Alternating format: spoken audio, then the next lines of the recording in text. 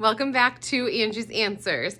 Today I'm going to talk about when I pick a thread, I also have to think about what is that needle size that I'm going to use and what is that project that I'm going to be quilting on too. So I think about all these factors as I'm choosing thread. What's that needle going to be too? Because the thread we use is dependent on the needle size.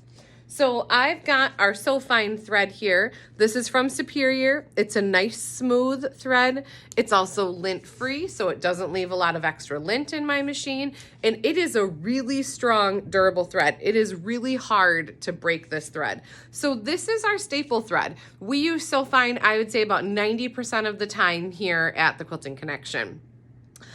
We love the Sofine. Again, it runs really well. I don't have to worry about it breaking. So the Sofine thread, this is a 50 weight. So this you can use a 16 needle and you can technically use an 18 needle with it too. You can always go up a needle size, but we don't recommend going down a needle size. So if they recommend 16, 16 would be the smallest needle that I would use for Sofine. I also have from Superior their Magnifico threads. So solid color, but has this little bit of a shine to it. So can you see the difference between these two? This is going to be a matte finish, where this is going to have that little gloss, that little shine to it instead. So choosing something with a shine on a quilt will give a little bit of an extra element to it and make it stand out just a little bit more. So Magnifico threads. These are 40 weight threads, so this is a little bit thicker than the Sofine. It's still a nice, strong, durable thread, so we really like to use this Magnifico thread too. For the Magnifico, because it's a thicker thread, we do use that 18 needle for this. This is Fantastico from Superior. It's a variegated thread, also has a little bit of a shine to it. This Fantastico thread is also a 40 weight, so this one, we would use an 18 needle with this one as well.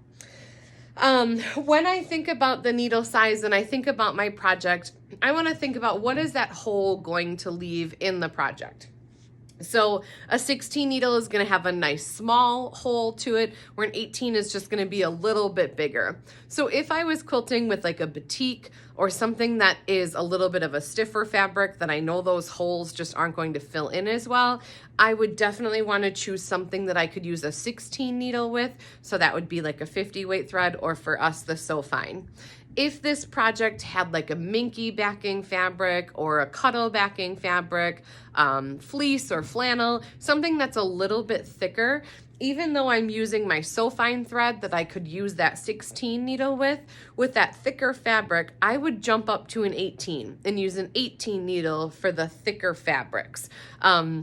I found that bigger needle just helps go through those thick fabrics a little bit easier. So remember, you can always go up. So the Sofine is recommended with a 16, but I can go up to that 18, where the Magnifico and Fantasticos, those are thicker. So it needs that size 18 to be able to get through and not shred and break. So one of the most common reasons that you're having thread break issues is you're probably just not using that right needle size, or you have a different element like that thicker fabric that you need that bigger needle hole to be able to get through all of that. So I hope that helps answer, when you're using different threads, what size needles you want to use for those. Thank you so much for watching. I hope you're all having a wonderful day. Don't forget to like, subscribe, and follow, and then on YouTube, hit that bell. Happy quilting, and thanks for watching Angie's Answers.